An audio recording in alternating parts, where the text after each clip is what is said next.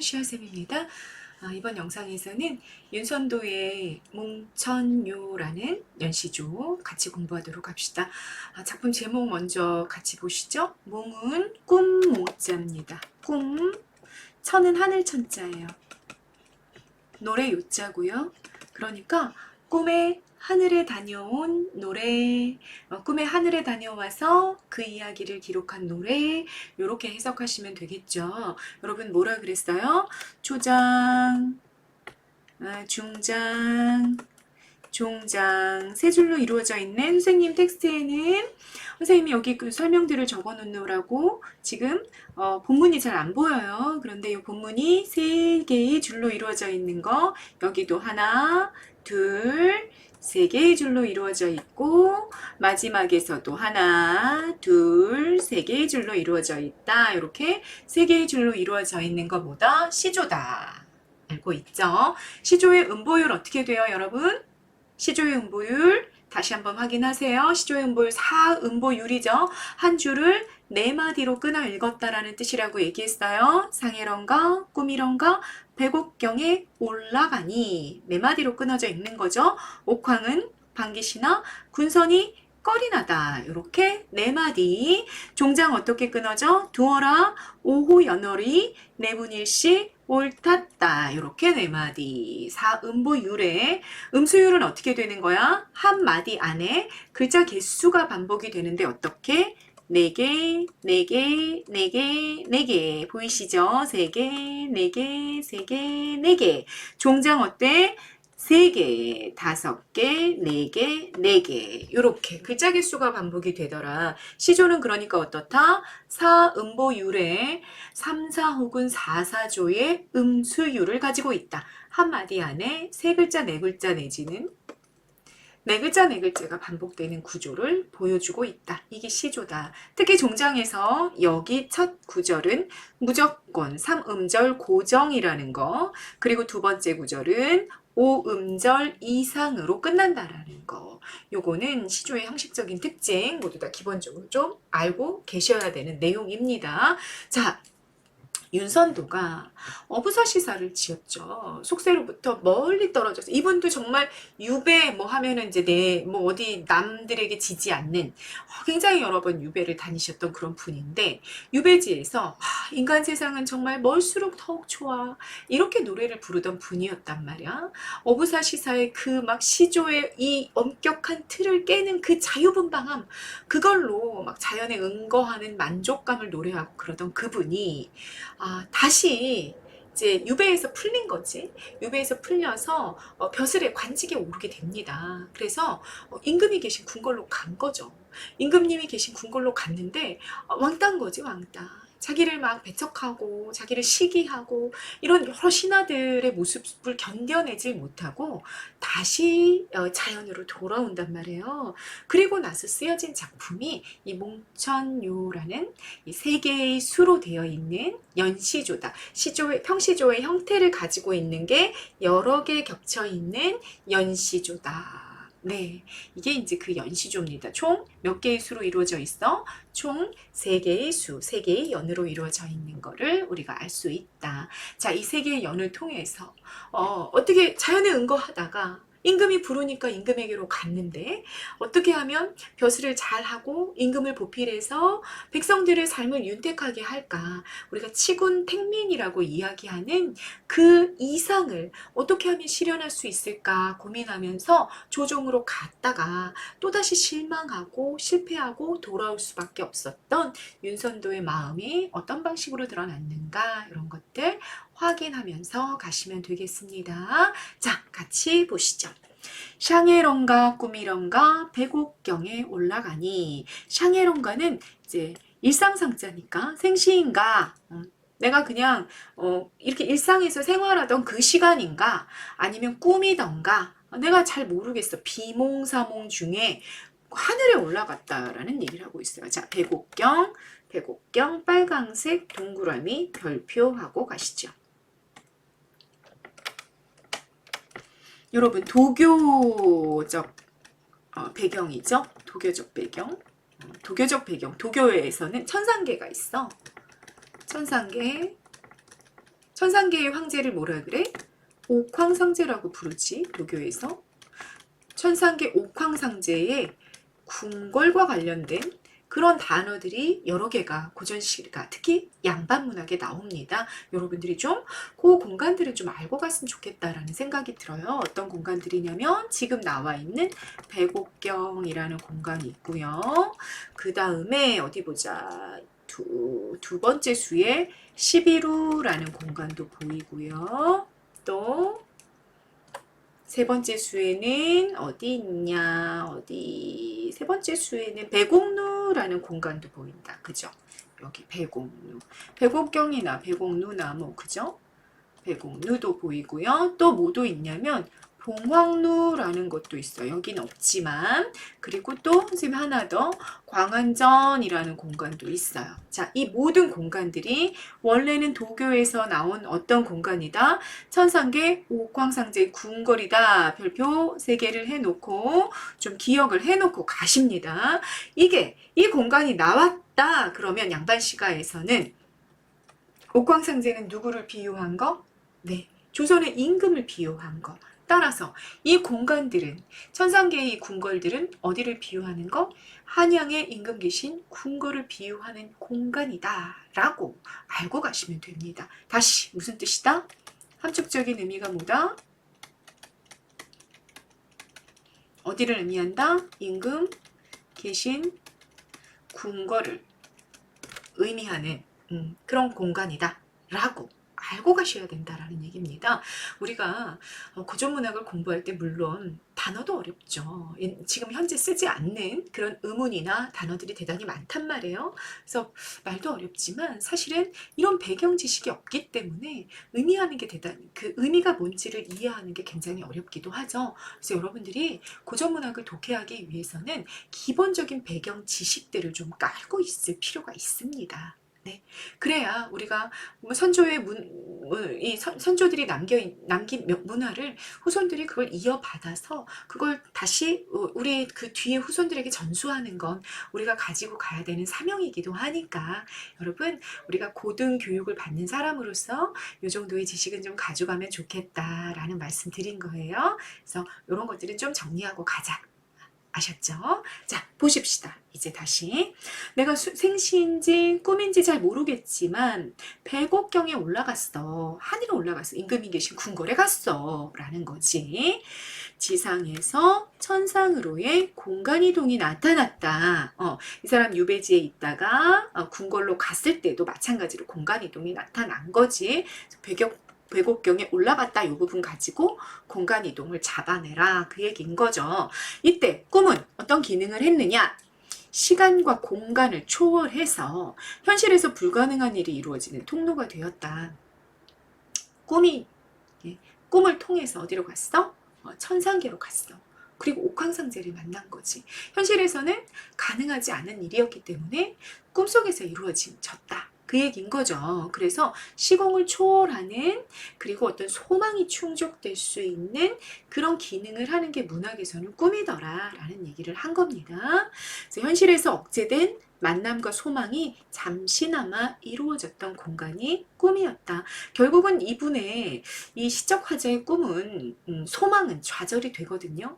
그러나 그 소망이 현실에서는 전혀 이루어질 가능성이 없는데 그래도 꿈에 옥황상제를 만났기 때문에 잠시나마 그걸 소망할 수 있었단 말이야. 그래서 소망의 실현이 가능해지는 공간 그리고 그것이 결국은 좌절로 끝나버리는 것. 요 이중적인 모든 속성을 꿈이라는 이 어떤 매개 공간이 또는 이 꿈이라는 어떤 매개물이 가질 수 있다. 그런 의미입니다. 이해가 되시나요? 네, 화자가 정치 현실에서 겪었던 좌절감을 드러내는 장치로도 사용이 될 겁니다. 이따가 선생님이랑 이 부분은 마무리까지 보고 나서 다시 한번 돌아옵시다. 자, 아무튼 꿈으로 갔어. 지금은 갔더니 옥황상제가 계셨어. 옥황상제 누구겠어요, 여러분? 임금이겠죠. 반기셨어. 플러스 날 너무 좋아하셨어. 그런데 군선은 여러분 여기 무리군자야. 신선 선자고 그래서 신선의 무리들 이렇게 해석이 된 거죠. 신선의 무리들은 어땠어? 나를 꺼렸어. 나 싫어했어. 표현법 옥황은 군선은 반기다, 꺼리다, 대구. 구가 서로 대응하고 있죠. 대구 나왔고요. 그리고 반기다와 꺼리다의 대조도 보였다. 대구법, 대조법 다 확인하실 수 있었습니다. 옥황은 임금을 의미할 거고 신선의 무리들은 조정의 여러 신하들을 의미하겠다. 선생님이 아까 이 몽촌요가 어떤 상황에서 나온 작품이다라는 말씀 드렸잖아요. 그 맥락인 거죠. 벼슬을 제수해 주신 임금께서는 나를 너무 반겨주셔 했는데 신하들은 막 샘내고 싫어하고 왕따시키고 그랬던 상황을 마치 꿈에서 천상계의 궁궐에 갔을 때의 상황으로 바꿔서 표현하고 있는 중이죠. 자, 이 모습을 봤어. 그랬더니 종장 어떻게 하나 봐요? 두어라. 두어라. 여러분, 빨간색 동그라미 별표 3개 단어입니다. 여기 뭐 두어라라든지 모처라라든지 아히야라든지 시조 종장의 첫 구절에 나오는 이런 말들은요, 작품 속에서 감탄사로 기능해요. 두어라 이거는 아이 그래 몰라 네 맘대로 해 이런 의미도 같지만 동시에 뭐다 시조 종장에 사용이 될 때는 감탄사로 기능하게 된다라는 걸 여러분들이 기억해 놓고 가셔라 그 얘기입니다. 아셨죠? 계속 봅시다. 오호 연월이 내 분일시 옳았다. 분 빨간색 동그라미 별표하시고요. 여기 분은 분수. 내 운명, 내 팔자. 그런 의미로 쓰이는 단어입니다. 여기서는 이것도 별표하고 기억하고 가십니다. 두어라. 아이 몰라. 아이 몰라. 오호 연월이 내 분수가 옳겠구나. 이렇게 하고 있는 거죠. 자연과 함께 살아가는 것이 내 분수의 옳도다. 두어라의 시적 기능입니다. 여러분 감탄사로. 이 감탄사가 마무리 부분에 나올 때는요. 시상, 정서라고 표현하셔도 되고요. 시상은 내용이라고 이해하셔도 괜찮습니다. 정서를 집약해서 빵 터트리는 기능을 하는 것이 감탄사다. 그죠? 그래서 무슨 어조를 만들죠? 여러분 두어라 이런 감탄사는 영탄적 어조를 만들죠. 영탄적 어조를 만들면서 정서를 농축했다가 터뜨려. 그리고 여기서 시상, 그 태도가 정서가 전환이 되기도 하고요. 그리고 끝부분에 나오기 때문에 마무리 기능까지 하는 거. 이 3가지의 기능 기억하십니다. 집약하고 전환하고 마무리시키는 그런 기능을 감당하는 두어라라는 감탄사 확인하셨습니다. 오호 연월은요 여러분 중국고사입니다. 중국고사가 인용이 된 거죠. 중국고사 내용을 보니까 오호는 호수의 이름이구나. 오호의 안개와 달빛이란 뜻인데 춘추시대에 월나라의 범녀라는 인물이 오나라를 멸망시킨 뒤에 나룻배를 오호에 띄어 타고 떠났어. 여러분 어떤 한 나라를 멸망시켰잖아. 이 사람은 완전히 뭐야 이 개선 장군이잖아. 그러니까 큰 벼슬을 받을 수 있는 그런 어떤 상황이었는데 자신의 모든 뭐 벼슬이며 관직이며 이런 거 다 물리치고 어떻게 했다는 거야. 호수로 나룻배를 타고 떠났다는 건 자연에 숨어서 자연에 은거해서 살아갔다는 뜻이잖아요. 그래서 무슨 뜻으로 해석이 된다? 자연에 은거해서 살아가는 삶으로 해석이 된다. 오호 연월은 무슨 뜻이다? 그래서 자연에 은거해서 살아가는 삶으로 기억하셔라 그 얘기입니다. 그리고 윤선도는 일수에서 뭐라고 얘기하고 있구나. 그렇게 살아가는 삶이 내 분수야. 내 분수에 맞아. 라고 생각하고 있구나. 라는 거죠. 자, 그럼 여기서 드러나는 대응 방식이 뭐냐. 정리를 해보면 자연을 통해서 현실에서의 좌절감을 위로받고 있구나. 라는 거 확인할 수 있는 거지. 현실에서 어땠어? 임금이 막 반겨하는데 임금님 저를 불러주셔서 감사해요. 간 거지. 가는데 어때? 너무 주변에 시샘과 주변에 막 그 왕따가 너무 심하니까 어떻게? 난 이렇게는 못 있겠어. 자연으로 돌아왔단 말이야. 그래서 그 자연의 안개와 달 속에서 위안을 받는 모습. 이게 내 분수지. 내가 이렇게 살아가는 게 맞지. 옳지. 이러고 있는 화자의 모습을 우리가 일수에서 발견했다라는 얘기입니다. 그리고 현실에 대한 자각이 이루어진 부분이기도 하다. 뭐가 여러분. 오호의 오늘이 내 분수야. 내 분수, 내 팔자에는 자연에서 은거에 살아가는 삶이 맞아. 이런 걸 느끼고 있어. 현실을 자각하고 있어. 라는 게 일수에 잘 드러났다. 그 얘기입니다. 됐죠? 일수의 내용 정리하시고요. 이수로 넘어갑니다. 다시 꿈을 꾼다. 꿈은 어떤 기능을 했어? 시공을 초월해서 임금을 만나게 하는 옥황상제를 보게 하는 기능을 했죠. 소망을 잠시 실현될 것만 같은, 소망이 실현될 것만 같은 그런 어떤 가능성의 매개가 꿈이었다라는 거 일수에서 확인하셨잖아요. 이수에서 그 꿈이 다시 나와. 풋잠에 낮잠을 이렇게 잠깐 들었어? 다시 꿈을 꿨지. 이번에 11호에 들어갔어. 11호도 뭐다? 아까 옥황상제의 궁궐이라고 말씀해 드렸고요. 임금에 계신 궁궐을 의미한다 말씀드렸어요. 다시 한번 공간을 이동했습니다. 그랬더니 이번에는 옥황이 보였는데 옥황은 막 웃으셨어. 일수에서 어땠어? 반기셨잖아. 이번엔 막 웃으셨어. 나를 반가워하면서. 그런데 군선, 일수에선 어땠어? 나를 꺼렸잖아. 어머나, 이수에서 어때? 막 꾸짖어? 나를 막 뭐라고 혼내? 그러고 있네. 자, 여기의 표현기법 여러분, 초장과 중장이 일수와 상당히 유사하면서 웃다, 꾸짖다 의미가 점점 조금 더 확장되고 심화되어 있다라는 거. 태도가 더 이제 커졌죠. 그런 거를 우리가 느낄 수 있구나라는 거고요. 어집어, 어집어. 여러분, 역시 뭐야? 감탄사야. 그래서 아까 두어라랑 동일한 기능을 하게 됩니다. 똑같은 말이에요. 됐죠? 백만억 창생. 백만억 창생이라는 건 온 백성이란 뜻이야. 온 백성을 어느 결에 물으리, 어느 사이에 물어보겠는가. 물어봤다, 못 물어봤다? 못 물어봤어.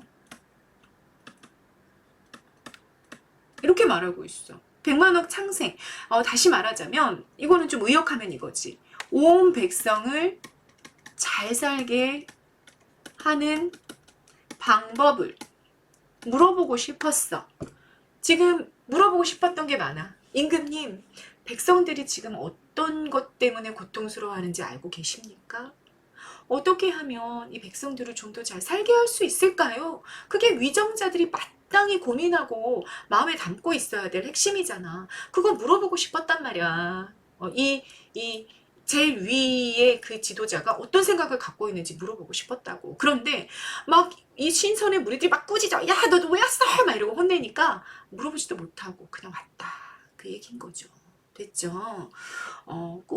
그래서 소망을 실현할 가능성이 있어서 임금을 만났기 때문에 그런데 그게 좌절되는 것을 그대로 보여주고 있다. 그러니까 여러분, 아까 선생님이 1년에서 무슨 얘기를 했던 거야. 꿈을 가지고 화자가 정치원실에서 겪었던 그 좌절감을 너무 잘 보여주는 게 꿈이다라는 걸 얘기했던 거죠. 이해됐죠? 자, 경세재민의 소망 또는 애민정신이 투영된 어구가 뭐니? 라고 물어보면 여러분 여기가 되는 거야. 백만억 창생. 무슨 뜻이라 그랬어? 온 백성이란 뜻이고 직역을 하면 어떤 의미를 감추고 있다? 온 백성을 잘 살게 하는 방법이라는 의미를 가지고 있기 때문에 경세재민의 소망이 들어가 있다. 경세, 직역해 볼까요? 세상을 경영하고 재민, 백성 민자죠? 백성을 구제함. 그게 이제 경세재민이란 말이야. 경세재민 여러분 줄여서 뭐라고 하는 거야? 경제라고 하는 거야. 경제. 그러니까 우리가 경제 참 많이 쓰는데 사실 무슨 뜻이야? 세상을 경영함으로써 백성들의 삶을 잘 살게 만드는, 배부르고 등 따숩고 이렇게 만드는 게 경제다. 그 얘기인 거지. 경세재민에서 온 말이에요. 경제는.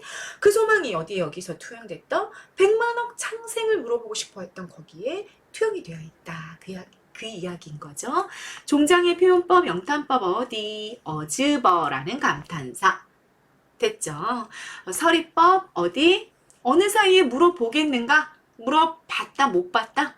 물어보지 못했다라는 걸 강조하기 위한 물으리 뭐뭐하리 의문형 종결어미다. 의문형 종결어미지만 질문하는 거다? 아니다. 이미 대답을 갖고 있다. 물어보지 못했어. 라는 답을 너무나 안타깝게 말하고 싶어 하고 있었다. 그 정서를 부각하기 위해 일부러 의문형 종결어미를 쓴 서리법이 쓰였다라는 거 이해가 되셔야 됩니다, 여러분. 이해되셨죠? 서리법은 그러니까 대답을 요구하는 질문이 아니다. 정서를 부각하는 표현법이다. 이렇게 정리하셔라. 그 얘기입니다. 자, 종결 형태는 뭐를 쓴다? 의문형 종결어미를 쓴다. 기억하셔야 돼요, 여러분. 거기 어떤 정서가 묻어났다? 좌절감, 안타까움, 애민. 무슨 뜻이야? 백성을 사랑하는 마음이 들어가 있다라는 것까지 여러분 정리하실 수 있죠? 이해되셨죠? 자, 마무리 줍니다. 하늘이 이지러졌을 때, 일그러졌을 때, 무슨 빨간색 동그라미 별표야 여러분은 빨간색으로 하세요. 무슨으로 해석하는 참 많이 나오는 단어. 하늘이 이지러졌을 때 무슨 기술로 무슨 기술로 기워낸고 의문형 종결. 이건 뭐야? 여러분 서리법일까? 아니지. 이건 질문한 거지. 질문. 하늘이 일그러졌어. 문제가 생겼어. 그럴 때 도대체 무슨 기술로 어떤 방법으로 기워낼 겁니까? 이렇게 질문한 거지. 하늘이 이지러진 거 여러분 함축적인 의미 현실의 환란이나 위기. 우리 조선에 어떤 위기가 닥칠 때 도대체 어떤 방법으로 이 문제를 해결하실 겁니까? 라고 물었고 있는 거야. 화자가 누구에게 묻고 있을까? 한번 생각해 보세요. 관련한 자성어 여러분 현실의 환란이나 위기 관련한 자성어 백적간두 간두지세. 백적간두는요 이렇게 높은 장대 위에 이렇게 올라가 있는 모습이야. 백적간두 간두지세. 되게 위태롭죠? 누란지위 누란지세. 얘는 무슨 뜻이냐면 계란을 이렇게 쌓아놓은 모습이야. 흔들흔들 되게 위태롭겠지. 진퇴양난 알고 계시죠? 앞으로 가도 뒤로 가도 다 어려워. 다 힘들어. 다 저기 막았어. 앞에 가도 계곡이고 뒤에 가도 계곡이고 진퇴유곡이라고도 하고 진퇴양난 풍전등화 바람 앞에 등불처럼 위태로운 상황. 모두 다 아주 위태로운 상황을 의미하는 한자 성어들이죠. 알고 가시면 되겠습니다. 자, 이렇게 위태로울 때 백적간두의 상황에 있을 때 어떻게 하실 겁니까? 물어보고 싶었어. 니은의 표현법, 니은의 표현법, 무슨 수로 여기네. 선생님 놓쳤네. 무슨 수로 기워낼 겁니까? 여러분 여기 요거는 좀 지우고 갑시다. 요거는 혹시라도 출제자에 따라서는 요것도 체크를 한번 하고 가죠. 지우지 말고요. 무슨 수로 기워낼 겁니까? 선생님 아까 질문으로 읽었는데 서리로 읽어도 되겠다. 서리로. 왜냐하면 이거를 종장이랑 연결했을 때는 서리로도 가능하겠어요. 선생님이 그거를 염두에 두고 텍스트를 좀 만들어 놨었네. 어떻게 해석할 수 있냐? 하늘이 일그러졌을 때 무슨 기술로 기워낼 겁니까? 방법이 없지 않습니까? 방법 없잖아요. 이렇게 얘기하는 거로 해석할 수도 있지. 그렇게 되면 대답을 이미 갖고 있기 때문에 뭐로 해석해라? 서리로 해석해라. 라는 얘기입니다.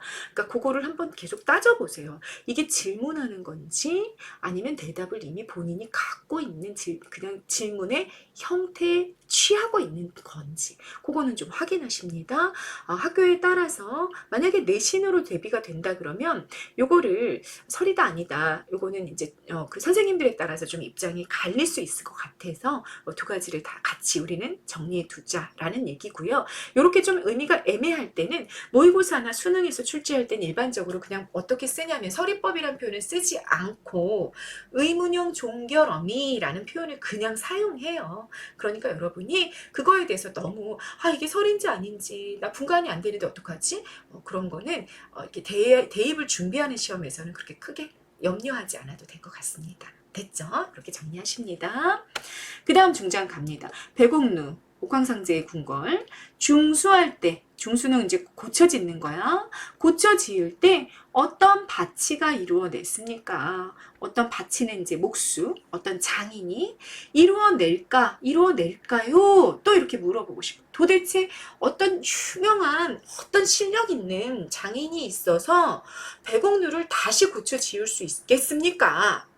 없지 않습니까? 방법이 서리로 읽을 수도 있고 임금에게 물어보는 질문으로 읽을 수도 있겠다. 됐죠? 바치의 상징적인 의미 뭐다? 충신, 유능한 신하. 관련한 자성어 동량지제. 나라를 떠받칠 기둥과도 같은 큰 인재. 있습니까? 없습니까? 없지 않습니까? 이렇게 얘기하고 싶었다는 거지. 됐죠? 과연 있습니까? 물어보고 싶기도 했었어. 뭐 어느 쪽이나 다 괜찮아. 역시 이거 뭐야? 의문형 종결어미야.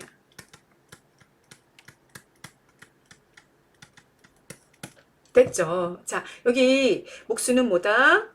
나라를 고칠 수 있는, 나라의 모든 문제를 해결하면서 수습할 수 있는 큰 인재 있습니까? 물어보고 싶었다. 혹은 없지 않습니까? 탄식하고 싶었다.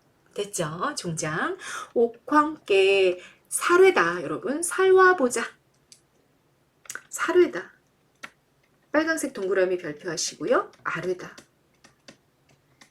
윗사람에게 여쭙는 거죠. 여쭙다 라는 뜻이고, 아뢰어 보고 싶었어. 여쭈어 보고 싶었어. 그런데 다 못하여 오나다. 물어봤어? 못 물어봤어? 못 물어봤어. 나 이런 거 너무 물어보고 싶었는데 물어보지 못하고 그냥 왓도다 뭐뭐도다 오나다 이렇게 해석할 수 있기 때문에 이것도 뭐다? 감탄형 종결어미다. 그러니까 전반적으로 여러분, 일수에서는 두어라, 이수에서는 우리 모처라가 있었나요? 모처라? 어지버가 있었군요. 어지버. 삼수에서 여기 오나다, 여기 왓도다, 여기 감탄형 종결어미 이런 것들이 모두 다 뭘 만들고 있구나. 영탄적 어조를 만들어내고 있구나. 1, 2, 3수가 모두 다 영탄적 어조를 사용하고 있었구나라는 것도 확인하실 수 있겠습니다. 네, 정서 뭐로 끝났습니까? 옥황께 너무 말하고 싶었던 내용이 뭐야? 모두 다 나라를 걱정하는 거지. 도대체 하늘이 일그러지면 어떻게 기우고, 백옥루가 무너졌으면 어떻게 다시 짓고, 이거 다 나라를 어떻게 다시 한번 이렇게 고쳐서 나라의 문제를 해결할지 걱정하는 마음이 들어가 있으니까 우국이라고 한다. 여기 우가 근심 우자입니다. 나라를 근심하는 마음, 우국지정이라고 얘기하는 거죠. 근데 그거 말도 못했어. 안타깝고 좌절감을 느끼고 있다. 라는 것까지. 뭉천요라는 연시조였습니다. 여러분, 이 윤선도가 느낀 좌절감이나 절망감이 좀 여러분들에게 다가오시나 모르겠네요. 얼마나 참 나라의 이 문제들이 걱정이 많이 됐을까. 그래서 정말 임금이 불러주셨을 때 그 문제를 해결하고 싶은 마음도 있었을 거고, 말하자면 자기가 이런 바치가 되고 싶었겠지. 그리고 이런 기술로 일그러진 하늘을 좀 기워내기도 하고, 또 무너진 백옥루를 중수하기도 쉽고 뭐 그랬을 텐데, 그게 누구 때문에 좌절? 군선들에게 의해서 좌절되는, 그래서 결국은 자연에 응거할 수밖에 없었던 그런 안타까움의 마음이 아주 잘 드러난 그런 연시조 환수, 네, 윤선도의 몽천요라는 작품이었습니다. 네, 이번 영상은 여기까지 찍겠습니다. 감사합니다.